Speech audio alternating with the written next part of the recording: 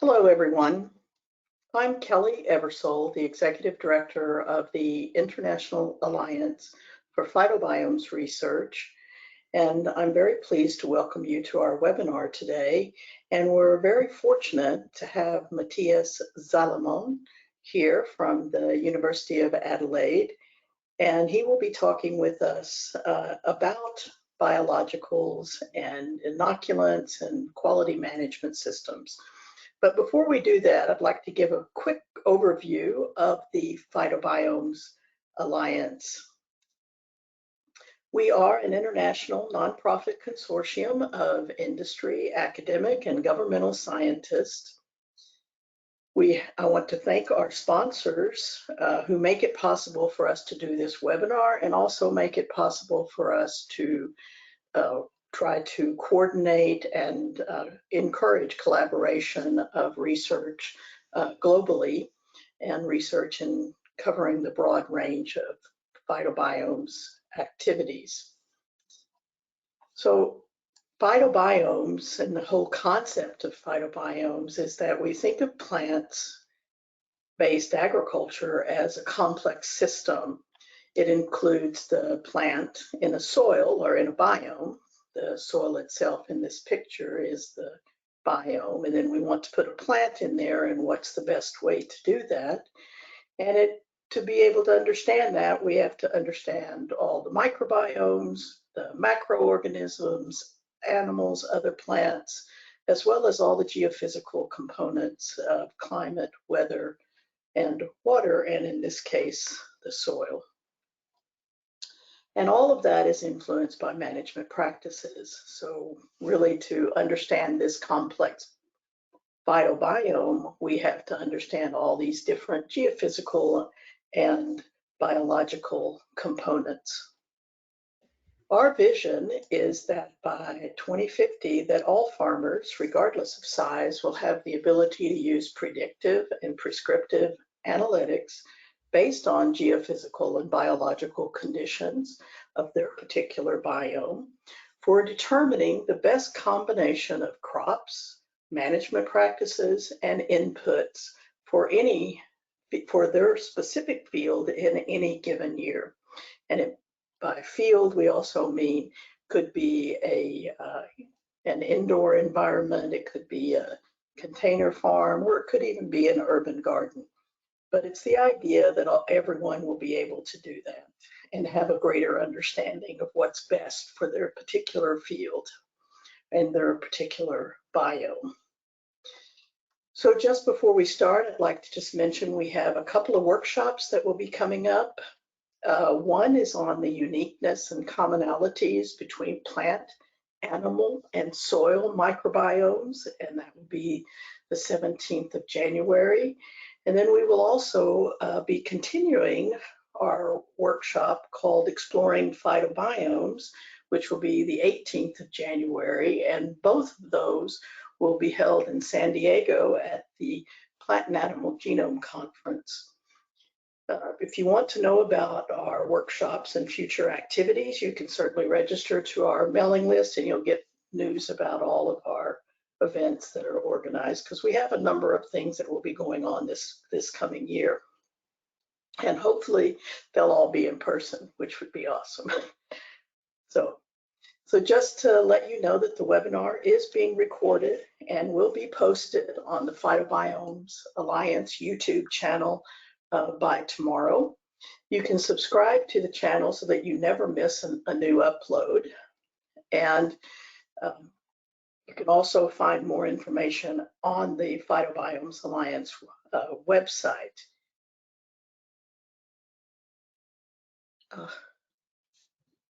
Whoops, something just kind of paused for a moment. Maybe we lost power, so sorry about that. So just to let you know as well that we will have a Q&A period after the presentation. You can start writing your questions throughout the presentation, but use the Q&A panel. And then once we get started in the Q&A session, we will we'll move to getting to all the questions. Also, you can monitor the chat, and I encourage you to do so, because if there's a mention of a website, or an article, a link to that may be present in the chat panel. Already, you can download both my brief presentation as well as Matt's presentation in the downloads or the handouts section. So don't worry if we don't get to all of the questions during our session, because there will be an opportunity for Matt to look at them and respond in writing, and we'll post those on the YouTube channel and on the Phytobiomes Alliance website. So without further ado, I'd like to welcome Matthias Salomon from the Waite Research Institute and the School of Agriculture, Food and Wine. He's at the University of Adelaide. He's a postdoc there and has had quite a stellar career in his with his PhD and a lot of great publications that have come out. But today he's going to be talking with us about biologicals for a sustainable agriculture and an introduction of a quality management framework for inoculants containing Arbuscular, Mycorrhizal, Fungi, or AMF, as I'll probably refer to it the rest of the session. So with that, I want to welcome Matt and turn it over to him.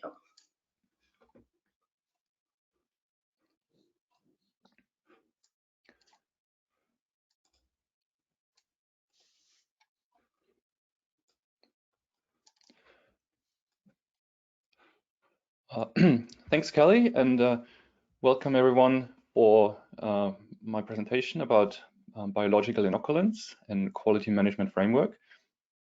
The first part of the presentation is really going to be about why we need biological inoculants, the use applications, and what is the current issue that led us to developing a framework.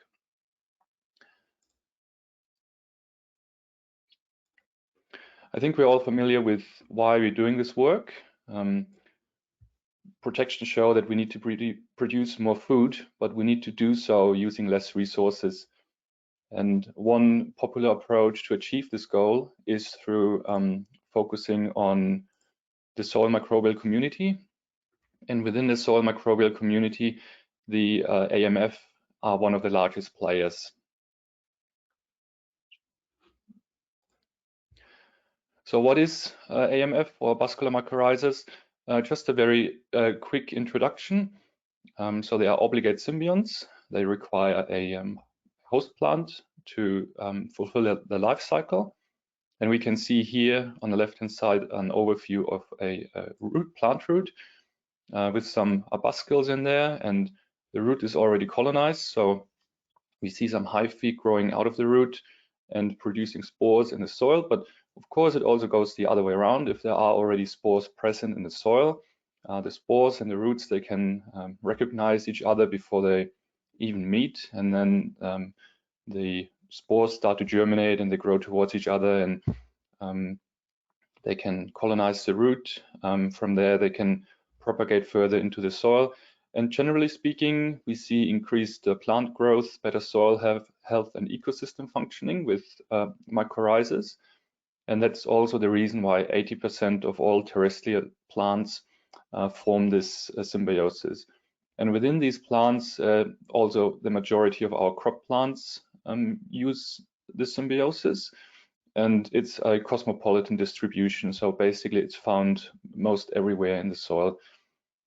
There are about 230 different species of AMF, but commercially the most important ones are Rhizophagis and Glomus, and it's because they have some generalistic properties. They can form a symbiosis with most plants, and they're also relatively fast-growing species of mycorrhiza. I said that they are obligate symbionts, but there's a recent research coming out of Japan where they managed to grow AMF in vitro without a host plant or without a root culture, using myristate as an alternative carbon and energy source. So that's definitely something that's really interesting for what's to come next in the field of commercial inoculants. And here's just another root heavily colonized by mycorrhizal fungi, and we can see the after staining the root, we can see the structures, the hyphae, the arbuscles, and some what I believe are intra-radical spores as well. And here's a picture from my bachelor thesis where we extracted spores from field soil, and this is a scanning electron microscopy photo, and because it's extracted from the field, the spore is very dirty and a lot of debris attached to it.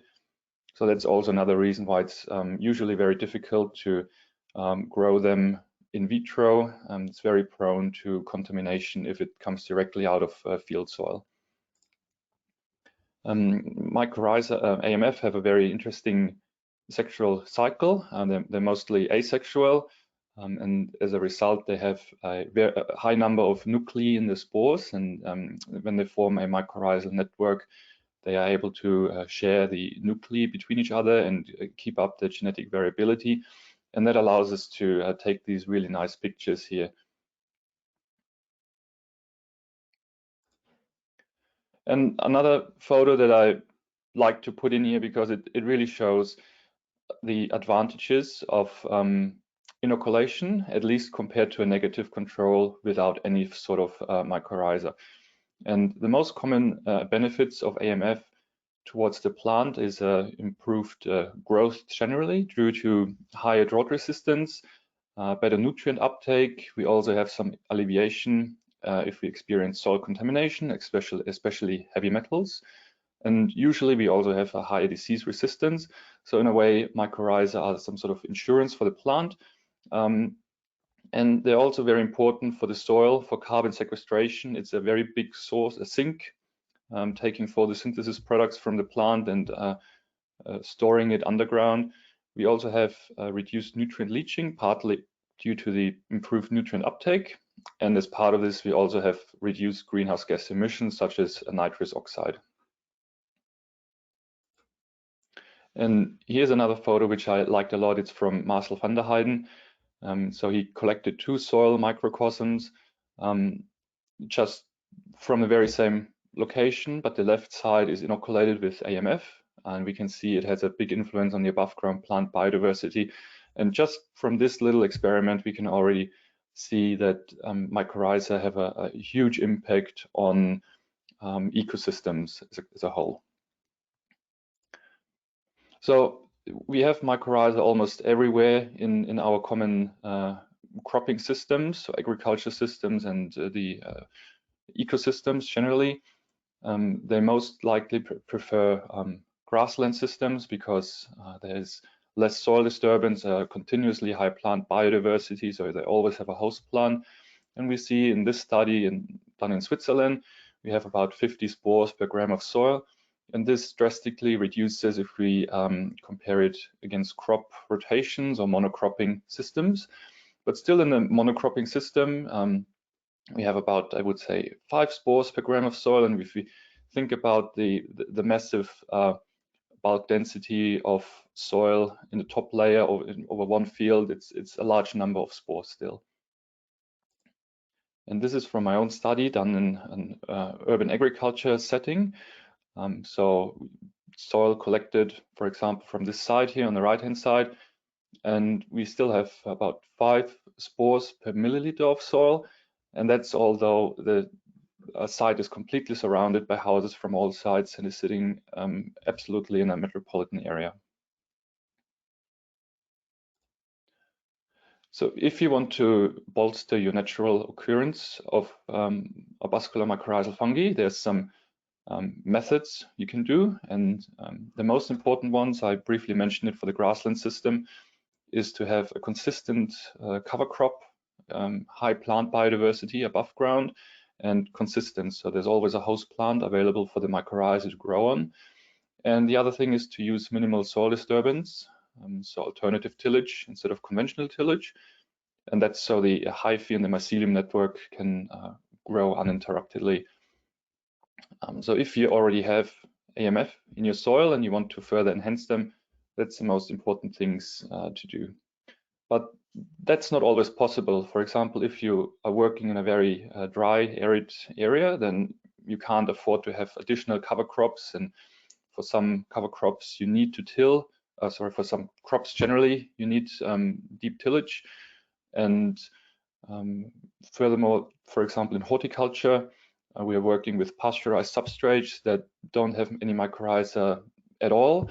So in these cases, it would make sense to reintroduce mycorrhiza in the form of a commercial inoculum. And here's a study where this was done on potatoes. And the study found that inoculation was profitable with 0.67 tons per hectare increase in yield, potato yield, a threshold reached in almost 79% of all trials. So this was done on potatoes over 4 years, and we see the inoculation in most scenarios, in most trials over 4 years has a positive effect. I also have to say in this case that potato is a very forgiving crop for field inoculation because the seed density per hectare is very small compared to grains or wheat and so on. So you don't need as much inoculum, which makes it economically especially viable. And here's another very interesting study. In this case, Welsh onion was inoculated already as a seedling in trays, and then they were transplanted into the field. And we have 2 different treatments shown here as black dotted lines and the white dotted lines. The black dotted lines is the inoculated are the inoculated plants, and the white dotted line are the ones that are non-inoculated. And we have different phosphorus fertilization regimes. And what's very interesting here is that the lowest fertilizer treatment, inoculated, has a higher shoot dry weight than the non-inoculated treatment with the highest phosphorus fertilization. And if we compare the costs of the inoculum against the application of superphosphate, we see there's a big economic benefit using only the inoculum. And this study is already a bit older, so the numbers likely to have changed in the meantime, but I'm 100% certain it's still going to be a similar situation. So what do we take out of this? The economic and environmental inoculation success most likely is host specific and specific to the environment that you use it. And of course, you get the greatest benefits if you add it into an environment where the natural occurring AMF are already very low. And due to these reasons, there's large economic potential, although it might not be suitable for large-scale agriculture at the moment, but just these limited scenarios, we have a large economic potential, and this led to an increasing number of products being released to the market. And of course, this opens the avenues to a lot of different research topics. There's a lot of questions you can ask about commercial inoculum. First of all, is it free of pathogens? Can it establish in the field? Does it persist in the field? What about the already present soil community? And how is it possible to predict the plant yield or the plant, the mycorrhizal growth effect? But it's all nice and well, but one really more basic questions that we ask is, do commercial products result in mycorrhizal root colonization? And that's the first of our studies, which I want to show you. It's a global study. It started as 3 independent studies, and the authors all met up at the conference Rhizophyes 5 in Saskatoon in 2019. We presented our studies and we found, hey, we have similar methods and the same results, so we should publish it together. And here's an overview of what the whole study looks like with the 3 individual studies. For today, I'm just going to focus on the Australian and the European greenhouse study. In these greenhouse studies, we tested the products under AMF favorable conditions to see if they result in root colonization. And the North American study had a bit of a different approach. So in this study, they already tested products beforehand in a greenhouse and then applied them in the field. and the focus was more on seeing the effects on the natural soil microbial community. But I will just focus here on the Australian and the European study, where the question was, okay, are there any viable spores present in a product? And we tested this on tomato as a host plant in the Australian study and leek in Europe. In both cases, we use sterile and non-sterilized soil. Sterilized soil really to see, okay, are there any viable spores present, and the non-sterile soil to additionally answer the question, okay, do we still have a mycorrhizal growth effect if there are already some background spores present? There are some other slight differences between the study, and I can only refer you to the paper if you want to know about it in all detail. And the first results I want to show you is the both greenhouse studies using the sterilized soil and the percentage root colonization measured. So I'm going to start with the Australian study using tomato as a host plant, and both cases we used a negative control, and we see negative control, sterilized soil, there's no colonization, so that's a good result. And then in both studies we used a positive control, where we used our self-propagated, self-grown culture of Rhizophagus irregularis, which we already know that it works very well, and we see a very nice colonization. 50% in the Australian study, even higher in the European study. That's because leek is more mycorrhizal responsive. And in the Australian study, we then see between the 10 different products, we basically have no colonization. We have about 5% in those two products, but you know, adding this under AMF favorable conditions, it's not what we expect. So very disappointing. In the European study, we have 4 treatments or 4 commercial inoculants that worked just as well as the positive control. And then we have a bunch of treatments that didn't work at all. And we are also missing some treatments here, for example, number 15 or 11. And that's because no plants could survive with adding the inoculum in the sterilized soil. And this is due to either introduction of pathogens or also due to a nutrient effect. So some inoculants contained high levels of plant nutrients, which were not labeled as such. And it probably just caused the plants to burn. If you look at the biomass response, within the Australian study, even for the Rhizophagus irregularis, which colonized the plant nicely, there's not a big increase.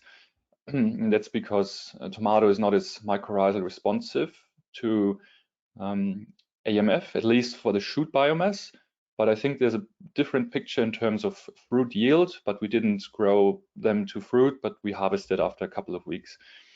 Treatment G had a high levels of plant nutrients, fertilizers in it, so it's not a surprise that we have high levels of, or the highest increase in shoot biomass.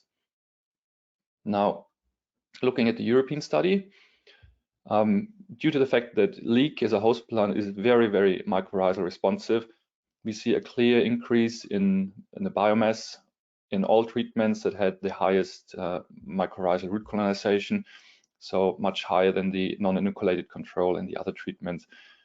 So just looking at this, it looks like there's a bigger mycorrhizal growth effect when using inoculum for leek plants in sterilized soil than, for example, when doing it with tomato. But as I said, we only measured the tomato shoots and not the actual fruit yield.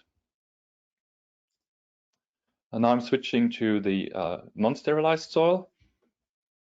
Looking at the Australian study first and the percentage root colonization, even the non-inoculated control is highly colonized, and that's due to the presence of spores that's already in the field soil that we collected for this experiment. And even adding our Rhizophagus irregularis, which we know works very nice, doesn't further increase the colonization, but the maximum is already reached. And with the other products, we already know they don't work, but we have the background levels of AMF, so also high colonization, but not in treatment G due to the fertilizer effect.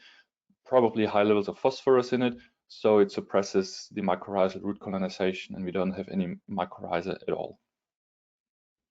Now looking at the European study, again, we see highest percentage colonization with the positive control. There's also some colonization happening in the negative control, and then the overall differences are a bit more variable.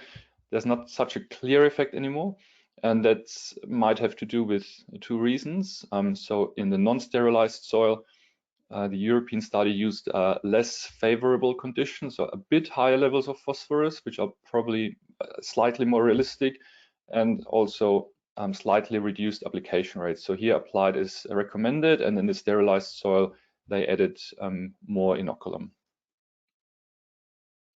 And if we look at the biomass, we have the same picture as before in the Australian study. Plants really like fertilizer, I guess, so that's why we have the highest biomass in the treatment, which also had fertilizer in it. And in the European study, effects on biomass are, also again more variable, not such a clear picture. Highest biomass is achieved in treatment 10. We don't know if it's a mycorrhizal growth effect or fertilizer effect, because all plants died in this treatment when using it in the sterilized soil. But yeah, so clear, very different picture compared to sterilized soil, but still very, very interesting. We also extracted the spores from the product and counted them. And this is just a brief overview. So in the Australian study, we had a total of 10 samples and a median spore concentration of 18 spores per gram of inoculum, which I think is really not enough. Buying an inoculum, it should be much higher concentration. So there was one product with only 1 spore per gram, and another one with 715 spores per gram of inoculum, which is a really good number, I think. But still, we couldn't see any root colonization, probably because the spores were not viable anymore. So even in that case, the high number of spores didn't help. And if added as recommended by the manufacturer, the median spores added to each plant pot is 34, which is also probably not enough. So I would say, even having viable spores, I would suggest having at least 100 spores per pot, just as my personal rule of thumb, which is something I would work with. And in the European study, we have a bit of a higher median spore concentration, and when applied as recommended by the manufacturer, we have almost 4 times as much spores per pot than Australian study, so that's a bit better. And this is what a microscopy picture looks like after extracting the spores from the inoculum. We can see here it's a plant root, and attached to it with hyphae are the spores. And AMF species looks like it could be a rhizophagus species. And this is very nice to count the spores.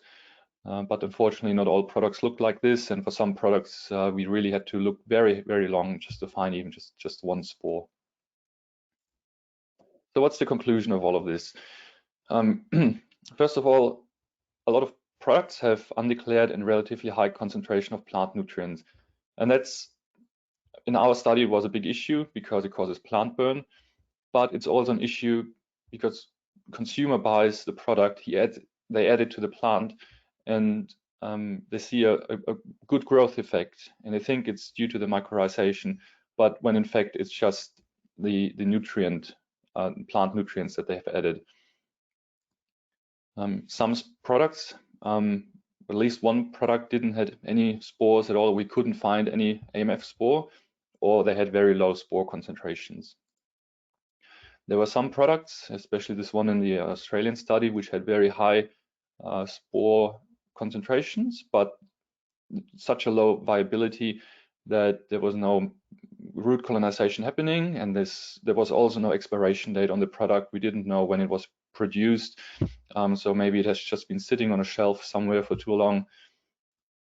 But we also have to see that there were some successful inoculants in the European study, and although 80% in the sterilized soil didn't work and didn't result in mycorrhizal root colonization, there are some that did, and I think that's really something to focus on, to see that there's some good companies out there that do great work. And we also see there was a clear increase in biomass, especially in the European study using leak in the sterilized soil. So there was a clear difference, inoculation versus non-inoculated or without AMF propagules. So in these results where we saw, okay, 80% of the products didn't work when tested under AMF favorable condition in the greenhouse, that led us to say, okay, we don't just want to point out the issues of what's wrong here. We also want to propose a solution of how it can improve and provide a document that can be referenced or as a guidance for other work, for example, for the implementation of standards and so on. And along the way, we invited many other experts in the field of Arbuscular mycorrhizal fungi, working with academia and with industry. And we got a really great list of authors together, and everyone was really great to work with. And we came up with this framework where we say, okay, what are the most basic criteria to produce reliable mycorrhizal inoculant? And as I mentioned before, there's many different things to focus on when it comes to inoculum research, but we just wanted to start really basic and say, okay, what needs to be fulfilled? So if the consumer applies it to the plant, there's going to be mycorrhizal root colonization. And we said, okay, we're going to focus on the composition, provide some criteria of what needs to be met for the composition of the inoculum, the viability, packaging, carrier material. We propose a bioassay to verify these things, and then of course with the overarching aim of having better quality control and reliability of AMF inoculum. And maybe I want to start this part of the presentation with this figure, which from a very recent publication, because I just want to highlight that there's many different ways of quantifying AMF, and also for estimating or quantifying if a AMF inoculum will work or not. So we have the basic microscopic measurements, so we can extract the spores from the product and we can count them under a microscope. We can extract the roots of a host plant and we can quantify the colonization under a microscope using the grid intersect method. If we can't extract the spores, we can always do the most probable number method, which is like a serial dilution method where you see, okay, so basically at which dilution won't I see a colonization anymore, and then you can do calculation to calculate back to the total number of spores. Then we have some biochemical methods, sterol analysis and fatty acid analysis. Of course, very popular since the last couple of years, molecular methods. We have AMF-specific primers for amplicon-based metagenomics, and of course, proteomic methods as well. And they're all especially really great, but just also expensive and require a lot of know-how and specialized equipment. So I think if you want to say, okay, we need to assess a large number of commercial inoculums, the only way that's probably feasible is doing something here on the left-hand side with a microscopic category. And indeed, we're not the first one to come up with this idea. So there's the Soil Productivity Improvement Act introduced in Japan already in 1979, when they saw the first wave of bio companies releasing the products onto the market. And what they decided is very similar what we also proposed for our framework, basically a bioassay where they test the inoculum in a vermiculite substrate. It's a 4 weeks greenhouse bioassay, and then afterwards the roots are collected and the mycorrhizal root colonization quantified, and the minimum requirement is a root colonization of more than 5%.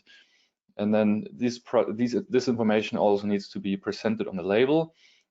So we need to know which host plant was used, carrier material for what plants, and of course expiration date. What sounded really simple is actually not implemented for a lot of products. So it's really good to make rules like this. And while I'm already talking about the Japanese efforts in this area, there's a much more recent effort within the European Union. So started 2019 by the European Standard Committee. They introduced a standard for plant biostimulants and the determination of mycorrhizal fungi. I have received great information from people working at Inoc, which are also part of this working group to work on the standard.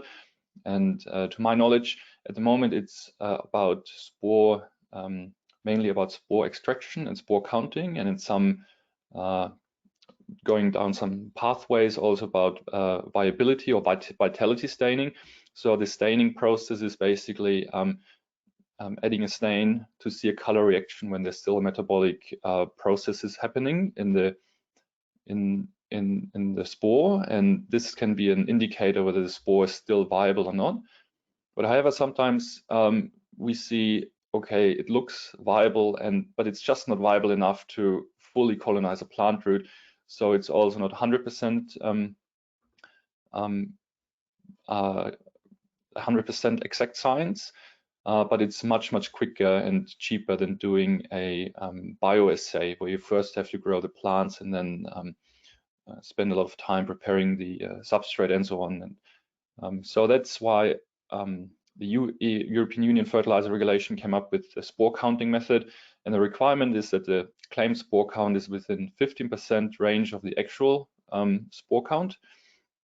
And depending on the product, composition and how it's intended use, there's also vitality staining being done, and if the spores can't be extracted from the product, then they use the most probable number. And it's still ongoing work, and they're still about to improve the protocols. Now back to our proposed framework. Now that I've given you some background information. So again, these are the things that we focus on for our framework, which is really just a framework and not a standard, so much more simplistic, of course. And the first thing about the inoculum composition and viability is where we said, okay, the quality criteria is that we need to have at least one generalist AMF species. Of course, there's an exemption if you have a very specialized inoculum for a specific host plant. I don't know, maybe Spore for some plants that are really low in they require really low levels of phosphorus, like some Australian native plants. And another very important thing is, of course, the inoculum needs to be free of plant pathogens, weeds, and other contaminants. And that's a big issue because most inoculum to date is produced on living host plants in greenhouse conditions. So although they try to work, of course, as sterile as possible, it is a live host plant symbiosis. So there's always a chance of the introduction of some plant pathogens. What you can do, or what a lot of companies are doing, is doing DNA-based pathogen detection on the final product. And one more newer pathway is the in vitro production of AMF. But even within the authors of our framework, there was a lot of discussion whether this is actually economically doable or if it's the future or not. And so yeah, it is possible, but even with the progress being done at the moment in this field, it's a expensive endeavor. Of course, we need a high number of viable spores in the product, as high as possible, and we also have to see that the spore viability is decreasing over time. So we need to account for this by adding more spores than required initially after producing the inoculum. And another important thing is that we have the fast distribution channel and the right distribution channel to the end consumer.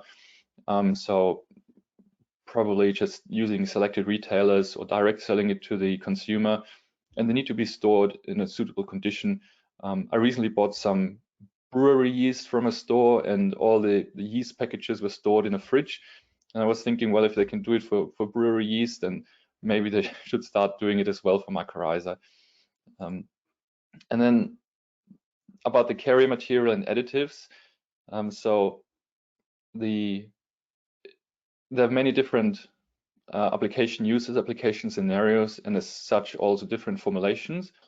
So the inoculum can be in a liquid formulation or a sticky powder, or just for example for seed coating, or it can be in a very coarse substrate, and then it can be mixed directly with the substrate. Works very well for horticultural environments. But whatever it is, it needs to be suitable, and we had cases in our studies. It was a liquid formulation. We used it for the first bioassay. We stored it in the fridge until we used it for the second bioassay, and within these couple of weeks in refrigerated, it got a very nasty odor. So whatever it is, it just needs to work and not interfere with the mycorrhizal development. There's also some additives that can be used to enhance or that are known to enhance mycorrhizal colonization, such as chitin, humic acid, and alginates. And then there's a big question about the fertilizer, because fertilizer or plant nutrients, it kind of makes sense if you're already applying a product, maybe to make a combination product, so you don't have to apply it too often. But of course, if it has too much fertilizer, then it might interfere with the mycorrhizal development, especially if it has high levels of readily plant available phosphorus. And our initial framework said, okay, no fertilizer at all. It should just be a mycorrhizal product. And we got some feedback from many co-authors that said, well, you can use the right, what if it's a slow release fertilizer, and all these exceptions to the rule. So that's why we said, okay, you can use a fertilizer, but whatever fertilizer composition you use, it shouldn't interfere with the mycorrhizal development. And then of course, correct packaging and labeling for the product needs to be met. It sounds like really something that's very simple, but it wasn't fulfilled for most products that we tested. So it'd just be great to know the propagule composition, what isolates are in there, what's the how many plant nutrients are in the expiration date, and so on. And if there's not enough space on the product these days, you can just use a QR code and link to the website. And while already being on the website, I think it would just be a very simple way to showcase that your product works by showing some evidence of root colonization or some studies where the product was used. I think being transparent about this is another great thing to have. And to test all of these things, we propose a standardized bioassay. So basically, we are following here the footpath that already is used in the Japanese fertilizer regulation. The goal of this bioassay is to confirm root colonization after growing the plants for a while. And while doing this, we can also see the mycorrhizal growth effect by comparing it against a non-inoculated control. And we also have some visual confirmation whether there are unwanted contaminants in there, such as plant pathogens and so on. So it's not just about spore viability, but using a bioassay, we have a bigger overview of things and can make further judgments to the inoculum. And that's what we propose for our bioassay. Of course, there's many different ways of doing this. We said, okay, we provide the options between two different plants, maize and leek. Leek has to be grown for a bit longer due to its slower growth.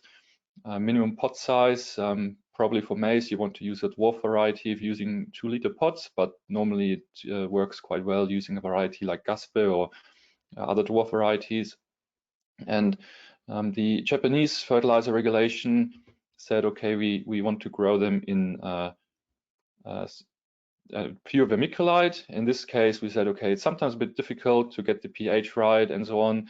So we want to use a soil sand dilution and then use a modified long Ashton solution to account for potentially low levels of certain minerals, just to bring in those trace metals back. Again, if you want to read in all detail, I can refer you only to the publication. Of course, there's some limitations to this bioassay. It's very expensive and time intensive compared to other methods such as the spore extraction and the viability stain. So that means you can't repeat it for many different batches. So if you can only test it for every once or twice a year for a product, you don't know about the variability within the product, between the batches. So it also doesn't work if we have specialized mycorrhizal species that don't very well work with maize or leek. And well, I said it's a more realistic condition, but is it really? Because it's using very favorable AMF conditions. So I think that's also a bit open for debate. So altogether, there's a lot of research that needs to be done in the future. We need to know when applying AMF inoculum, does it also, how can we predict the mycorrhizal growth effect in the field? How does it react with the indigenous mycorrhizal community? And if we start using and developing advanced production methods such as the pure in vitro methods, what is its functioning on the what is the change in the AMF functioning and genetic stability if I subculture the same isolate over 40, 50, 100 times? Does it change anything? Does it change the mycorrhizal growth effect? So once we reach a scenario where all mycorrhizal inoculums actually have viable spores, these are all things that further need to be addressed as well. So there's lots of more work to do. And really, just as a general conclusion, there's really the mandatory, or the introduction of mandatory regulatory standards is urgently required based on how many products don't have any viable spores. So it's difficult to come up with standards because of the many different shapes and forms and the many different use scenarios and the very specific interactions between AMF, host plant, and the environment. And of course, it needs to be economically viable for the producer, but we also need to have scientifically meaningful results. So finding this overlaps between what really works best for everyone is very hard to do. And yeah, that was my last slide, and I thank you all for your attention, and I'm happy to answer any more questions in the Q&A now. Great, thank you very much, Matt, for a very interesting presentation.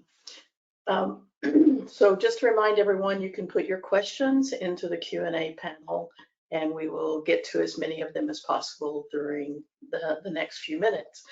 The first question that came in was with regards to which species of the spores were on slide 4 and 5. So maybe you could go back to that. On the right-hand side, if I remember correctly, there was a Glomus mossii, at least. Well, I said in my presentation it was extracted from field soil.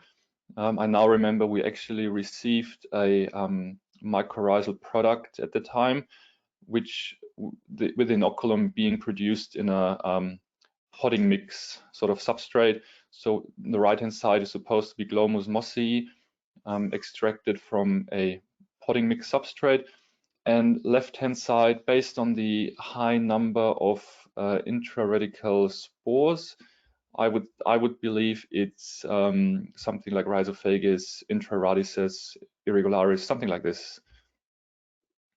All right.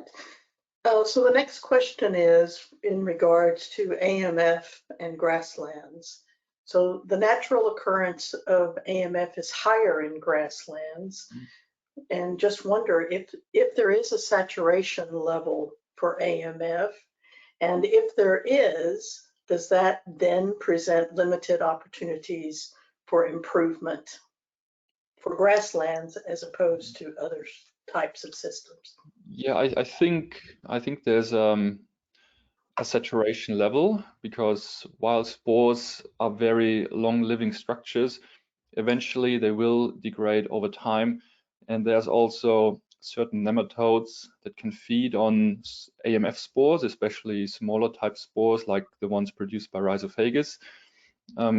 So I think, like in every natural system, there's going to be an equilibrium between the production of mycorrhizal spores and the microbial degradation of the spores.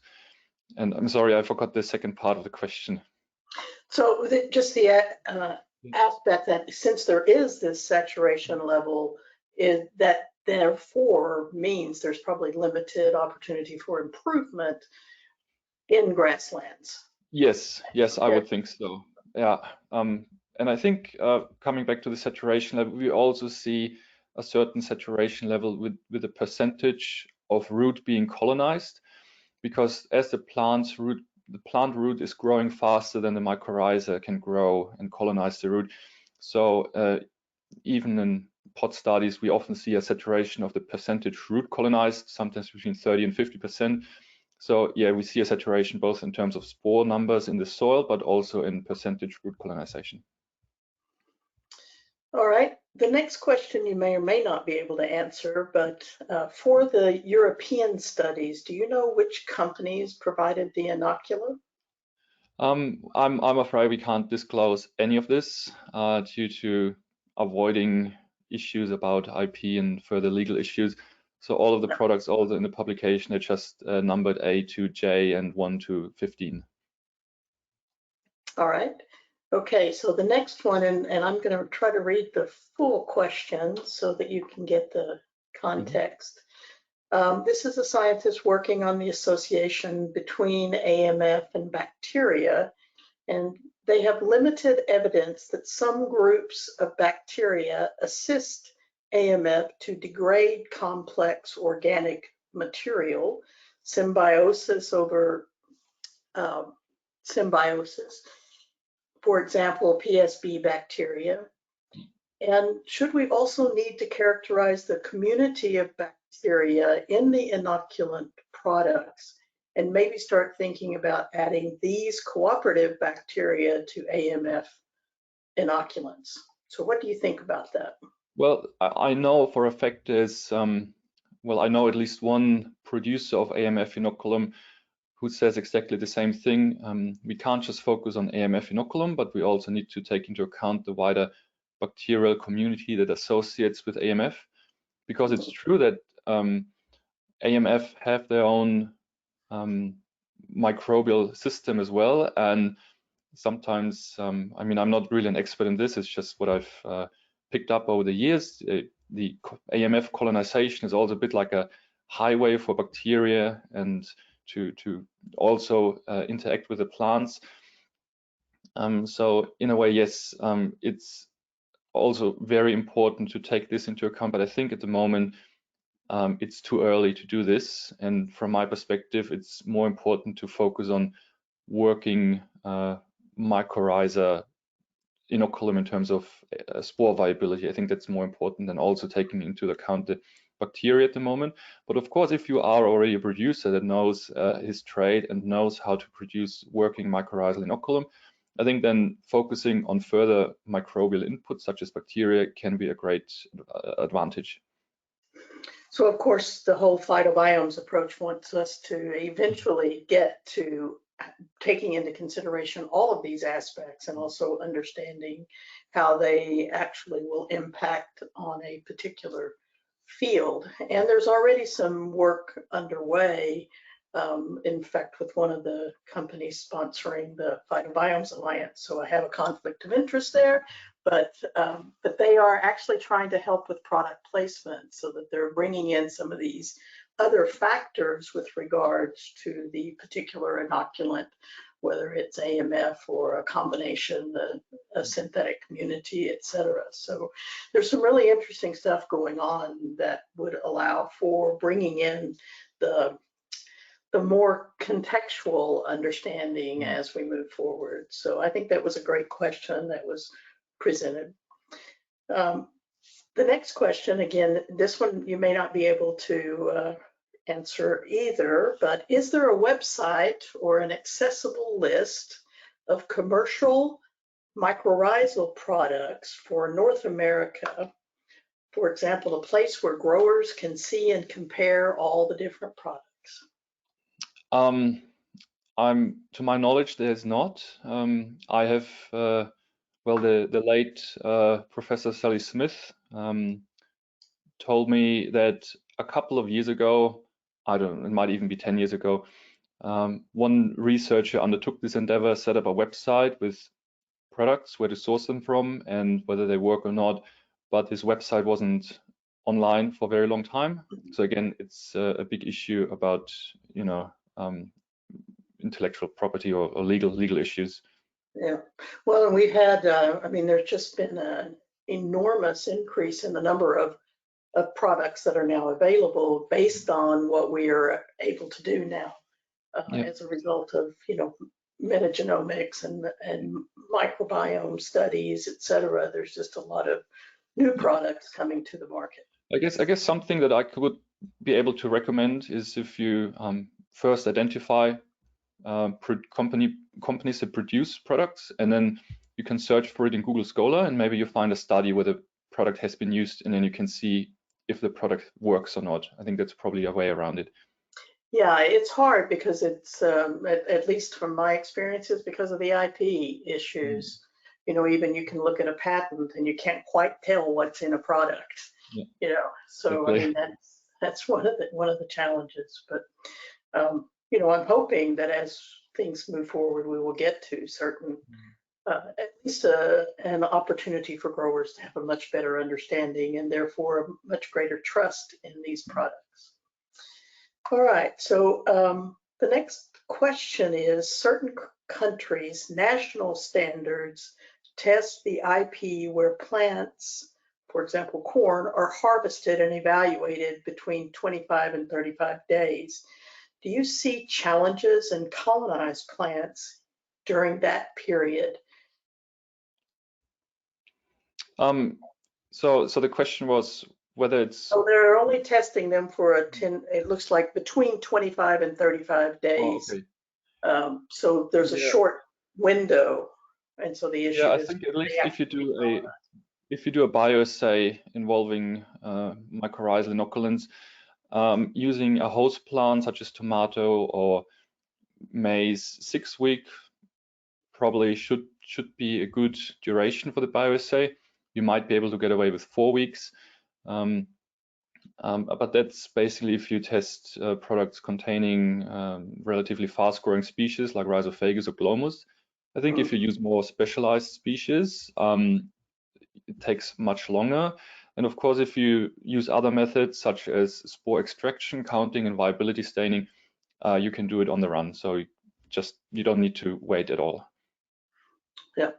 All right. So are you aware of the existence of similar efforts on the method development for quality assessment in the United States? And I believe one of your co-authors is in the United States, if I'm not mistaken.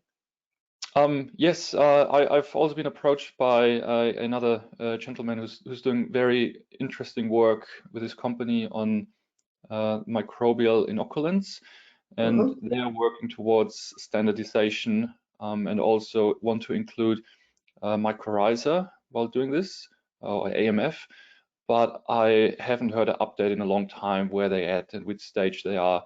I've also just heard it's complicated to get everything together into one document. It is. So, and that gets us to one of your recommendations, or your, as part of your conclusions. You mentioned the issue of mandatory standards. Yet at the same time, you mentioned how much we don't really know yet. So how, you know, one of the things that I always worry about is creating a standard before the science can support the regulations. And we've seen that in the United States, where Congress dictated that the Food and Drug Administration had to impose highly rigorous food safety standards for produce within a set period of time. And of course, there was no science to support that. So they end up having to change it over time. So with that in mind, how do you reconcile these two aspects? Well, of course, we're in a very lucky position because we're just proposing a framework, which is a relatively easy thing to do. And I think we really have to follow the science first, and focusing on spore viability. I think the science is already there. It's just a question of which methods are economically viable. And whether you want to go down the Japanese approach of doing a bioassay or the European Union of spore counting. Right. But I think if we could go one step further and say, okay, this mycorrhizal product or every mycorrhizal product also needs to result in 5% yield increase minimum or 5% higher zinc concentration in grain, I think then it will get very difficult because the science isn't there in this field and the many interactions with the environment, host plant, and mycorrhiza. Yeah, exactly. I mean, we just, we're looking, in many cases, even the studies are being done in not taking into consideration the contextual information and particularly the environment. So there are a number of things. So one of the things that, I've long had an interest in, and I know we're a little bit over our time, but is this whole idea, maybe they're not standards, but maybe guidelines even for publications so that we can at least start to get the science in a manner that can be looked at on a broad scale to support meta-analyses and actually support more of these kinds of studies. Would that be something that you think could be useful? I think it's useful, but then you have products that don't adhere to these guidelines, and they might be cheaper because they're skipping this quality, and then of course the consumer goes for the cheaper products. I think really most advisable at the moment is that producers are as transparent as possible about what is in the product, how it's being tested, and what they can prove with their own tests being undertaken. I think that would be a great thing to have.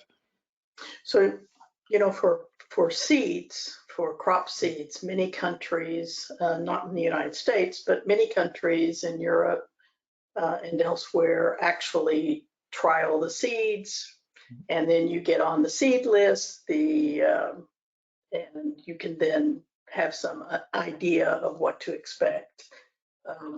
But that's, in most places it's voluntary. In a few places it's mandatory. Would voluntary systems that allowed companies to say, I'd like to have my product tested under X, Y, and Z scenario, would that actually help the situation, you think?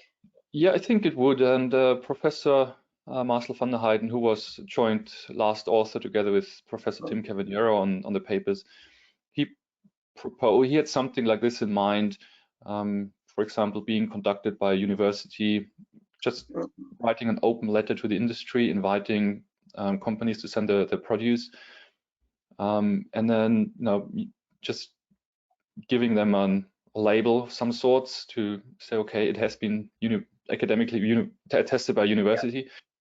Of course, then there's a question who pays for this. So that's the next issue. There is that question, but in many cases that could perhaps be a cheaper alternative than regulatory standards, because meeting very rigorous, perhaps unnecessary in all cases, regulatory standards can be extremely cost prohibitive and actually hurt the smaller companies and the small developers as opposed to the larger companies. And I guess it's what's being done in a lot of industry areas where you just have independent reviews. And I think it could be a nice thing for mycorrhiza as well.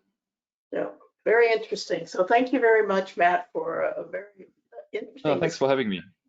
Really appreciated learning about your research. So just a reminder, we do periodic webinars, and we are always looking for interesting science covering the full scope of phytobiomes research. So if you have an interesting topic you'd like to present, please let us know. You can reach us. You can either reach me directly, or you can reach Isabelle Cogon, who sent you all the information regarding our webinar today. So, and we're often looking for people to speak at workshops. So if you have an interest in getting engaged, let us know. We'd love to have you engaged. So thank you very much for being here today, and we hope to see you on our next webinar or at a workshop.